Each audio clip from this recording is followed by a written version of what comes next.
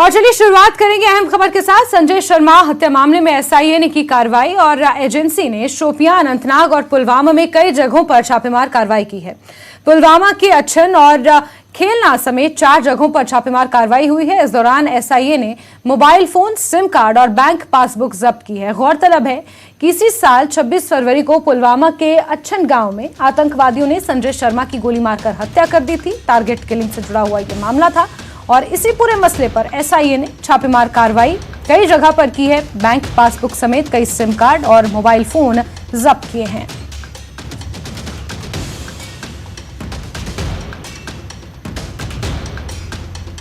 कुमार की किलिंग के हवाले से जो एसआईए ने जो तहकीकात शुरू की है, आज अगरचे जनूबी कश्मीर के मुख्तलिफ मकामात पर छापामार कार्रवाइयाँ अमल में लाई गई है। अगर पुलवामा में देखेंगे तो पुलवामा के 4 मकामात पर लितर, अच्छन और खेलना के अलावा जो लितर के एक और इलाके में ये छापामार कार्रवाई अमल में लाई गई है। अगरचे किसी की गिरफ्तारी इसमें अमल में नहीं लाई गई है, लेकिन जो मोबाइल फ़ोन्स और बैंक पासबुक के अलावा जो सिम कार्ड्स एसआईए की टीम ने यहाँ पर जब्त की है और तहकीकात की जा रही है। जो संजय कुमार की जो हलाकत हुई है उसके पीछे किन लोगों की साजिश है उनको बेनकाब करने की यहाँ पर एसआईए की टीम इसमें जांच पड़ताल कर रही है। बिलाल खान, न्यूज़ 18 पुलवामा। खबर बारामूला से, जहां के करीरी के वपुरा इलाके में चेकिंग के दौरान लश्कर ए तौयबा के 2 सहयोगियों को गिरफ्तार किया गया है। इनके कब्जे से हथियार और गोला बारूद बरामद हुआ है। बताया जा रहा है कि एसओजी सेना और एसएसबी के संयुक्त अभियान में नाके पर चेकिंग के दौरान 2 संदिग्धों को पकड़ा गया। तलाशी के दौरान उनके कब्जे से 2 पिस्टल, 2 मैगजीन और 15 जिंदा कारतूस बरामद हुए हैं। दोनों की पहचान सोहेल गुलजार और वसीम अहमद के रूप में हुई है। पुलिस ने मामला दर्ज कर आगे की जांच शुरू कर दी है।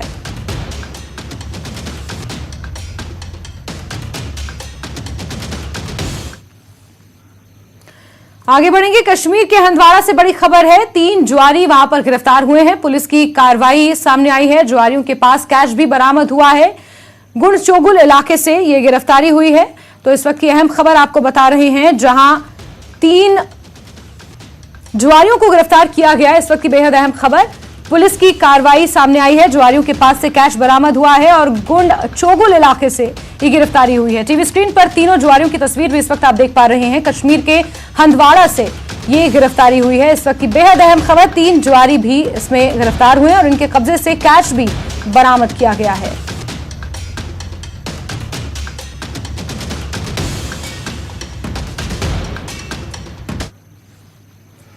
खबर सांबा से है, जहां सुरक्षा बलों ने घुसपैठ की 2 कोशिशों को नाकाम बनाया है। आज सांबा में बीएसएफ ने एक घुसपैठिए को ढेर किया है। कल पुंछ में 3 घुसपैठियों को दबोचा गया था। इस वक्त की आपको बड़ी खबर बता रहे हैं, जहां एक और घुसपैठ की बड़ी कोशिश को नाकाम बनाया गया। इससे पहले भी इसी तरीके से घुसपैठ की कोशिशों को नाकाम बनाया जाता रहा है। बीएसएफ ने एक घुसपैठिए को उधर दबोचा है। बीते कल पुंछ में 3 घुसपैठियों को दबोचा गया था। तीनों स्थानीय निवासी बताए जा रहे थे। सीमा पार से घुसपैठ करने की वो कोशिश कर रहे थे। पुंछ से तीनों की गिरफ्तारी हुई थी और आज एक और बड़ी गिरफ्तारी हुई है, जहां सांबा में सुरक्षा बलों ने एक घुसपैठ की कोशिश को नाकाम बनाया है। बीएसएफ ने इस कार्रवाई को अंजाम दिया है और 2 दिनों में घुसपैठ की इन कोशिशों को नाकाम किया गया है। एक बड़ी सफलता के तौर पर इसे देखा जा रहा है।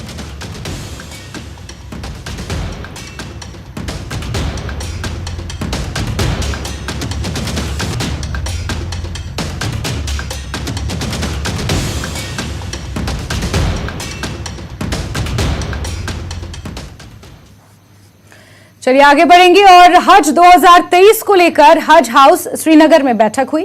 बैठक में तैयारियों की समीक्षा की गई। इस दौरान जम्मू कश्मीर हज कमेटी के अध्यक्ष डॉक्टर सफीना बेग के अलावा श्रीनगर एयरपोर्ट अथॉरिटी के अधिकारी, श्रीनगर और बडगाम के जिला प्रशासन के अधिकारी और सुरक्षा अधिकारी मौजूद थे। हज यात्रियों की सुविधा और परेशानी मुक्त प्रस्थान के संबंध में चर्चा हुई। अगर पीसीएस से मिल जाएंगी, यहाँ पर स्क्रीनिंग करके आप escort under proper escort of airlines, customs, तो सारे मेरे ख्याल में सबूत ब्रेक में कर दी है।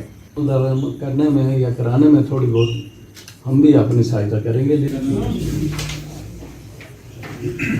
अगर पीसीएस से मिल जाएंगी, यहाँ पर स्क्रीनिंग करके आप escort under proper escort of airlines, customs, तो हज 2023 से जुड़ी हुई अहम खबर आपको बता रहे हैं। श्रीनगर हज हाउस में ये बैठक हुई। बहुत जल्द हज के लिए श्रीनगर से एक जत्था रवाना किया जाएगा और उसी के मद्देनजर यहां पर तैयारियों का जायजा लिया गया। हज कमेटी की अध्यक्ष डॉक्टर सफीना बेग की अध्यक्षता में ये बैठक हुई। श्रीनगर एयरपोर्ट अथॉरिटी के कई अधिकारी इस बैठक में शामिल हुए और हज पर जाने वाले यात्रियों की सुविधा और उन्हें आने वाली परेशानियों के बारे में यहां पर समीक्षा की गई। आबिद हुसैन हमारे सहयोगी ज्यादा जानकारियों के साथ जुड़ गए हैं। आबिद, बहुत जल्द 16 और 17 जून को हज यात्रियों का एक जत्था श्रीनगर से रवाना किया जाएगा। इसी के मद्देनजर यहां पर यह बैठक की गई थी और अपने आप में ये बैठक काफी महत्वपूर्ण मानी जा रही है। क्या कुछ अतिरिक्त जानकारी इस बैठक के हवाले से मिल पाई है? आबिद। बिल्कुल जैस्मीन, मैं आपको बता दूं क्योंकि गुज़श्ते साल जिस तरह से हज हाउस में जब आज़मीन हज जमा हुए थे, उसके बाद यहाँ पर स्क्रीनिंग हुई थी, चेकिंग हुई थी और उसके बाद दोबारा से एयरपोर्ट पर चेकिंग हुई थी। तो जो हज आज़मीन है उनको काफी परेशानी हुई थी। तो इन बातों को मद्देनजर रखते हुए ये जो मीटिंग है उसमें इन बातों का जायजा लिया गया और ये यकीनी बनाने की कोशिश की गई कि इस मतलब जो आज़मीन हज है उन्हें किसी भी तरह की कोई भी प्रॉब्लम न हो। मैं आपको बता दूं क्योंकि हज हाउस श्रीनगर में जब ये आज़मीन हज आएंगे वो यहाँ पर जमा होंगे, यहाँ से वो श्रीनगर एयरपोर्ट जाएंगे जहाँ पर उनकी फ्लाइट होगी। क्योंकि अभी फ्लाइट की जो टाइमिंग है वो नहीं आ पहुंची है, लेकिन ये कोशिश की जा रही है जो आज़मीन हज यहाँ पर आएंगे उनको कोई भी प्रॉब्लम ना हो। क्योंकि आपने देखा होगा गुज़श्ते साल लास्ट ईयर क्या हुआ था, यहाँ पर जो एयरपोर्ट अथॉरिटी के मेंबरान हैं वो यहाँ पर आए थे, उन्होंने यहाँ पर स्क्रीनिंग की थी, लेकिन उसके बाद जो SOPs वो वहां से जारी नहीं की गई थी। लेकिन जब वो एयरपोर्ट पहुंचे तो वहां से फिर से क्या है उनकी स्क्रीनिंग हुई, जिससे आज़मीन हज को कई सारी परेशानी हुई। क्योंकि एक मतलब आपका बैग क्लोज होता है, चेक होता है, उसके बाद उसको लॉक किया जाता है और फिर उनको दोबारा से वहां पर वो खोलना पड़ा। और मैं आपको बता दूं जैस्मीन, 7 जून से यहाँ पर जो आज़मीन हज का वो पहला काफिला जो है पहला जो ग्रुप है वो यहाँ से रवाना होगा। और इस मतलब ये भी देखने वाली बात होगी क्योंकि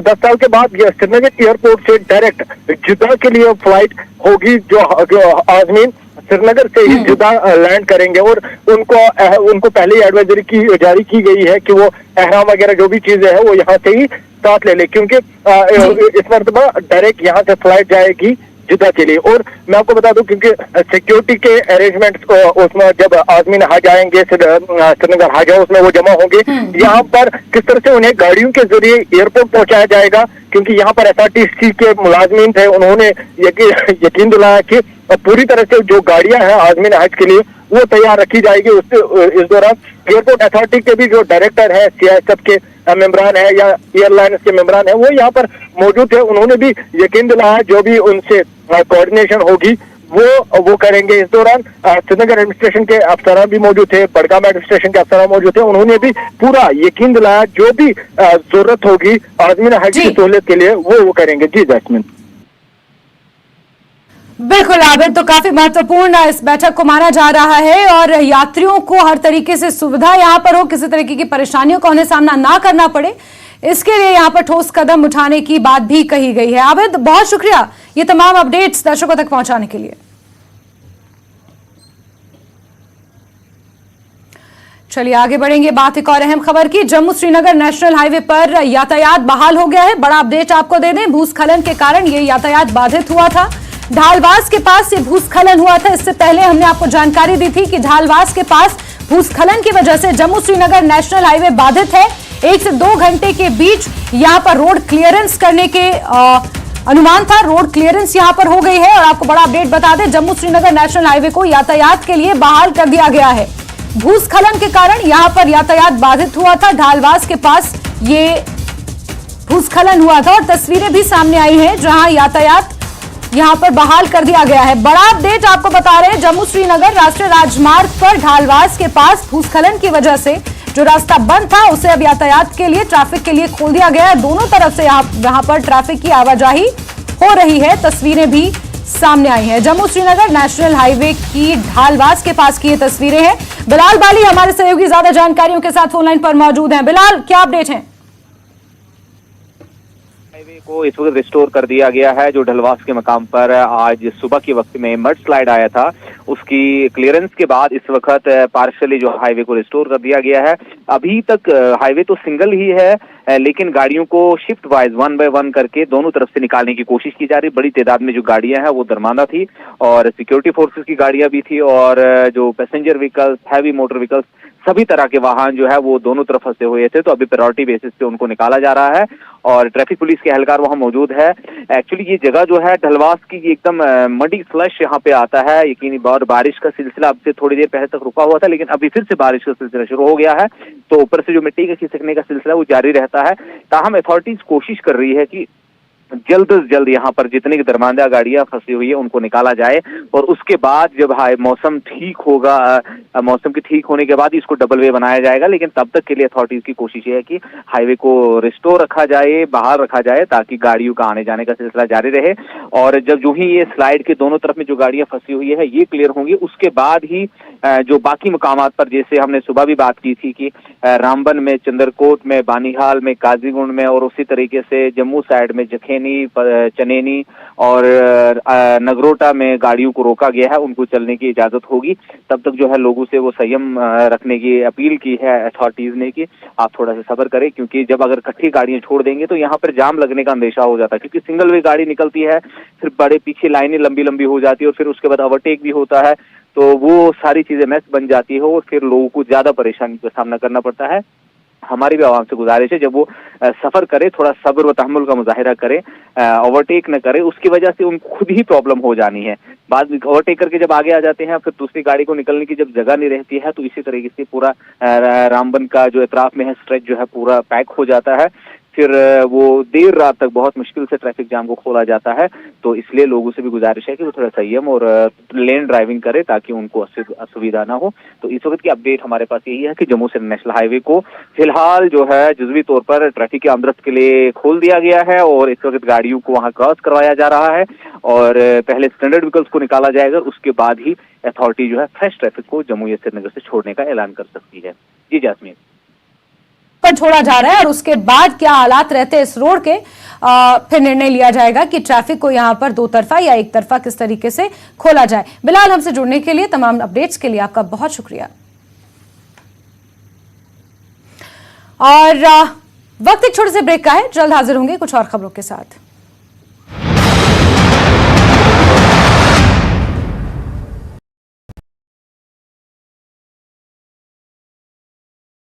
परीक्षार्थी बोर्ड की परीक्षाओं में शरीक नहीं हो पाए थे, उनको हिमाचल प्रदेश स्कूल शिक्षा बोर्ड फिर से परीक्षाओं में बैठने का मौका दे रही है और ये मौका उन्हें बहुत जल्द यानी अगले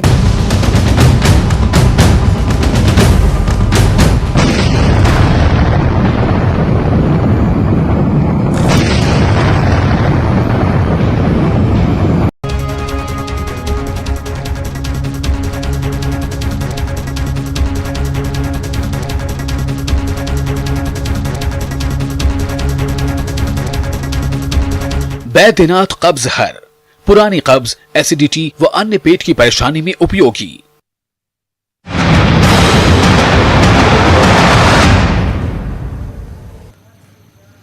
ब्रेक के बाद बात एक और बड़ी खबर की करेंगे। धीरेन्द्र शास्त्री के खिलाफ आपत्तिजनक टिप्पणी का यह मामला है। बागेश्वर धाम धीरेन्द्र शास्त्री के खिलाफ आपत्तिजनक टिप्पणी की है, आपको बता दें उसको लेकर एफआईआर दर्ज हो गई है। जम्मू के वकार भाटी के खिलाफ एफआईआर दर्ज हुई है। वकार भट्टी पर धारा 295A यानी धर्म के आधार पर किसी का अपमान करने को लेकर यह धारा लगाई गई है और इसी के तहत मामला दर्ज किया गया है।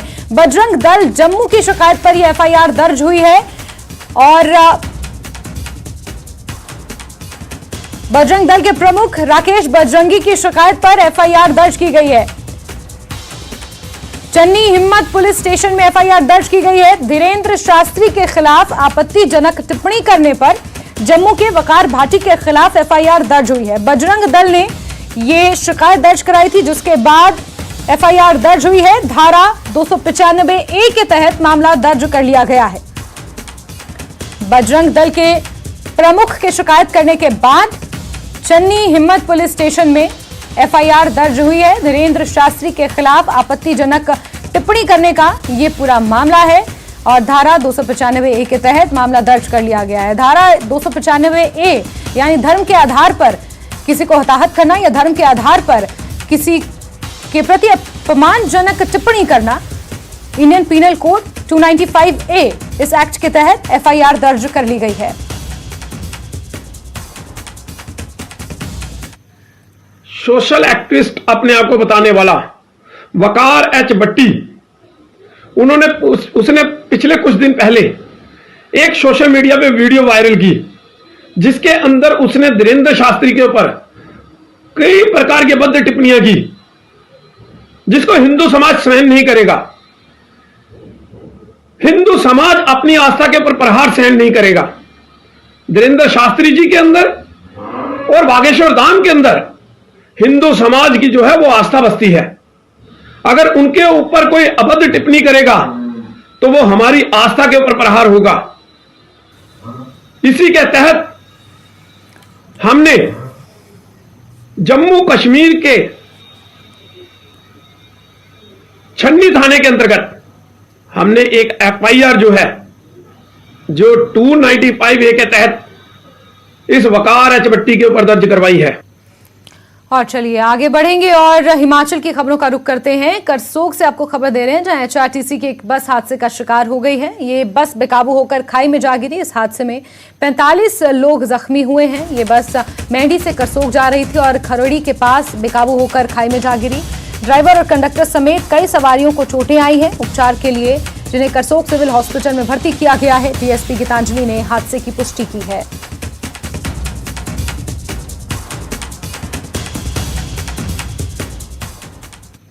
नालागढ़ की ग्राम पंचायत मलहणी के नाले में एक व्यक्ति का शव मिला है जिसकी पहचान नहीं हो पाई है। पुलिस ने शव को कब्जे में लेकर नालागढ़ अस्पताल में रखवा दिया है और शिनाख्त में जुटी हुई है। साथ ही व्यक्ति की मौत किस वजह से हुई इन कारणों की भी जांच की जा रही है। 72 घंटे तक शव को नालागढ़ अस्पताल में रखा जाएगा जिसके बाद पोस्टमार्टम के लिए IGMC शिमला शव को भेजा जाना है।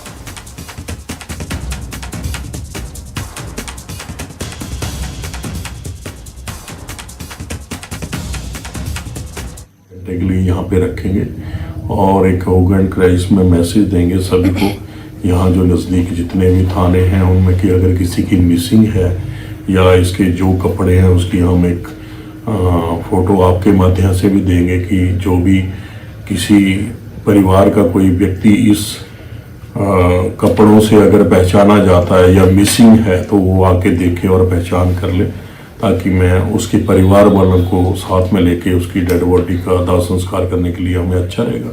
अगर नहीं होगा तो फिर हम इसको बॉडी को जो है IGMC शिमला में जाके पोस्टमार्टम करा के उसका दाह संस्कार करेंगे। मोदी सरकार के 9 साल पूरे होने के मौके पर बीजेपी का महा जनसंपर्क अभियान शुरू हो गया है। इसके लिए धर्मशाला में भाजपा के राष्ट्रीय महासचिव डॉक्टर अनिल जैन, पूर्व CM एवं नेता प्रतिपक्ष जयराम ठाकुर, पूर्व अध्यक्ष विपिन सिंह परमार, सांसद किशन कपूर, विधायक पवन काजल, पूर्व मंत्री सरवीण चौधरी की मौजूदगी में एक प्रेस कॉन्फ्रेंस हुई जिसमें मोदी सरकार के 9 साल की उपलब्धियां बताई गई। डॉक्टर अनिल जैन ने कहा कि PM मोदी की अगुवाई में देश में विकास को लेकर चहुमुखी विकास हुआ है। वहीं नेता प्रतिपक्ष जयराम ठाकुर ने कहा कि PM मोदी विश्व के सबसे लोकप्रिय नेता बन गए हैं। 1 माह तक जनसंपर्क अभियान में मोदी सरकार की उपलब्धियों को जन जन तक पहुंचाया जाएगा।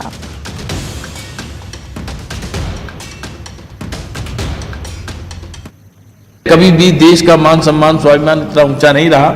ये नेतृत्व की क्षमता है। मैं अगर एक विषय कहा जाए तो जिस प्रकार से दुनिया में कहीं भी भारतवासी है, पूरी दुनिया में, देश में या विदेश में, विरोधी होगा, पक्ष का होगा, कोई भी, हर भारतवासी मानता है कि 14 के बाद से भारत का मान सम्मान स्वाभिमान सारी दुनिया में बढ़ा है। भारत के पासपोर्ट की इज्जत बढ़ी है। क्या बात है कि देश के बाहर पहले जब हमारे प्रधानमंत्री जाते थे तो तीसरी चौथी लाइन में खड़े होते थे, दिखता भी नहीं था, पता न देश में पता लगता था न दुनिया में। आज देश के प्रधानमंत्री माननीय नरेंद्र मोदी जाते हैं तो बीच में खड़े होते हैं। G20 के अगर देश है तो 9 लोग इधर खड़े हैं, 10 लोग इधर खड़े, बीच में नरेंद्र मोदी खड़े होते हैं। आप सबने ये दृश्य तमाम बार देखा। ये भारत की धमक आज सारी दुनिया में है। बुरा लगता है। इसका कारण नेतृत्व है। आगे बढ़ेंगे। केंद्रीय मंत्री अनुराग ठाकुर मुंबई के दौरे पर पहुंचे हैं, जहां उन्होंने सिद्धिविनायक मंदिर जाकर पूजा अर्चना की। अनुराग ठाकुर का व्यापारियों से मिलने का कार्यक्रम है, साथ ही वो लोगों से मिलकर मोदी सरकार के 9 साल पूरे होने पर बीजेपी के चलाए जा रहे जनसंपर्क अभियान के तहत सरकार की तमाम उपलब्धियों की जानकारी देंगे।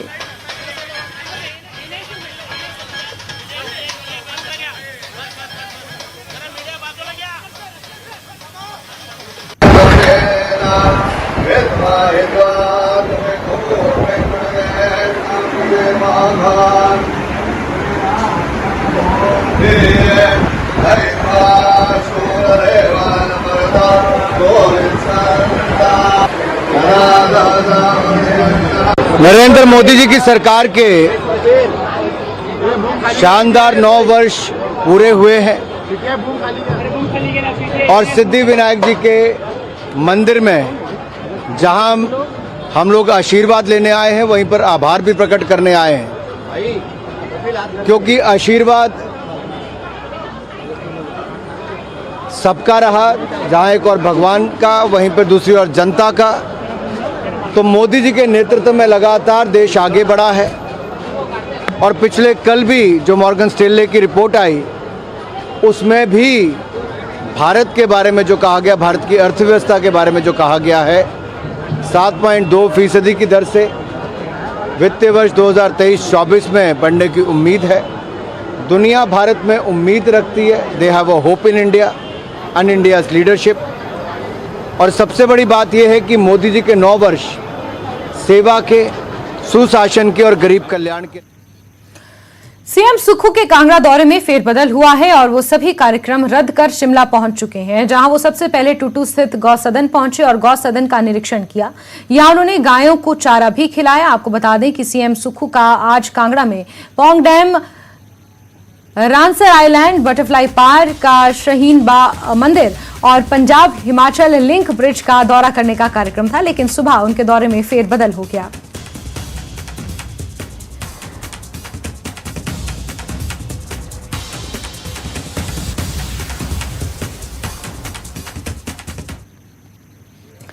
दिल्ली में कैबिनेट मंत्री विक्रमादित्य सिंह ने केंद्रीय नागरिक उड्डयन और स्टील मंत्री ज्योतिरादित्य सिंधिया से मुलाकात की और हिमाचल के कई मसलों पर चर्चा की। इस दौरान विक्रमादित्य सिंह ने ज्योतिरादित्य सिंधिया से उनके मंत्रालय का सहयोग मांगा, साथ ही शिमला हवाई अड्डे का विस्तारीकरण और रेगुलर फ्लाइट्स की सुविधा को शिमला से जोड़ने की मांग की।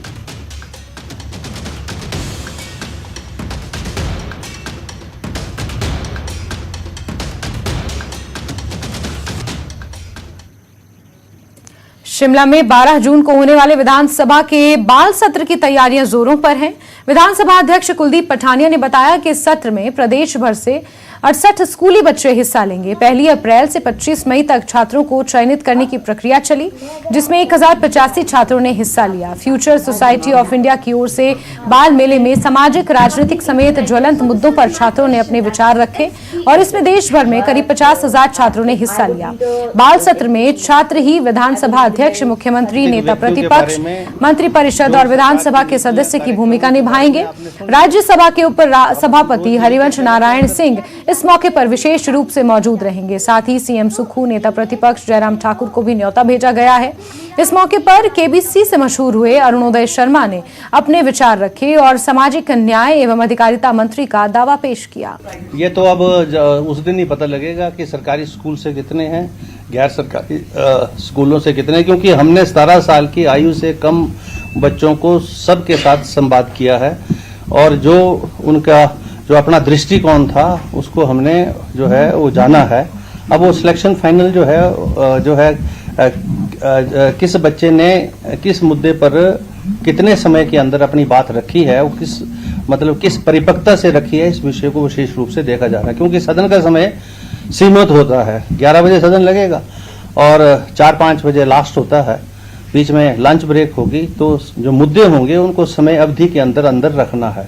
ये बच्चे तय करेंगे, यही स्पीकर बनेंगे, यही सब कुछ तय होगा। फेवरेट सब्जेक्ट संस्कृत है, मैं अपना पर्सनल एक्सपीरियंस बताती हूँ, परंतु मेरे विद्यालय में संस्कृत है नहीं, जिस वजह से मुझे शायद पागली जाना पड़ता, वहाँ पे मुझे पढ़ना पड़ता।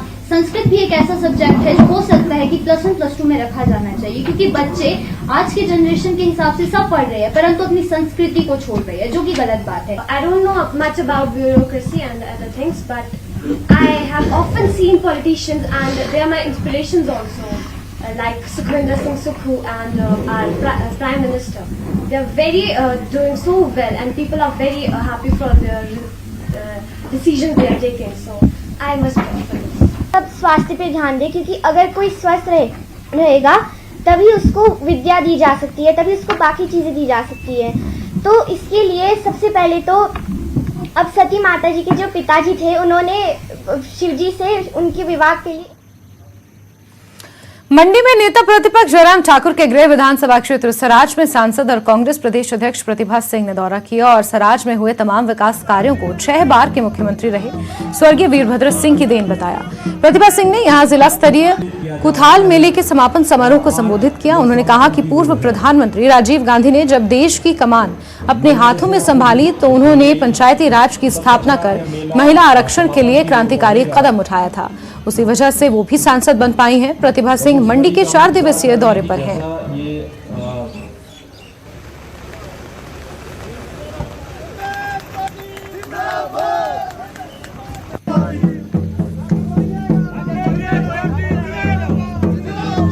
एक स्नेह था, मैं भी साक्षी हूं उसमें कि जब महिलाओं को ज्यादा भागीदारी इन जनसभाओं में नहीं दी जाती थी, महिला बढ़ चढ़ के भाग नहीं लेती थी। हमारे बुजुर्ग थे घर में जो ये कहा करते थे कि महिलाओं का स्थान तो घर में है, चाहे वो बेटी है, चाहे वो बहू है, चाहे वो माँ है, चाहे वो पत्नी है, वो घर का कामकाज देखेगी और घर तक ही सीमित रहेगी। पर हम इस मौके पर मैं स्वर्गीय प्रधानमंत्री जी श्री राजीव गांधी जी का बहुत बहुत आभार व्यक्त करना चाहती हूँ कि जब वो देश के प्रधानमंत्री बने तो उन्होंने हमारी महिलाओं के लिए 50% आरक्षण किया। कितनी महिलाएं हैं जो यहाँ पर आज ग्राम पंचायत की प्रधान है, कितनी महिलाएं हैं जो बीडीसी में है, कितनी महिलाएं हैं जो जिला परिषद में है। ये मौका तब मिला आपको घर से बाहर निकलने का जब कांग्रेस पार्टी ने आपको टिकट दिया। तो इसलिए हम और इसी के साथ टॉप 18 में अभी के लिए बस इतना ही, लेकिन जम्मू कश्मीर लद्दाख के साथ साथ हिमाचल की तमाम महत्वपूर्ण खबरों के लिए आप जुड़े रहिए न्यूज़ 18 JKLH के साथ। मुझे दीजिए इजाजत, नमस्कार।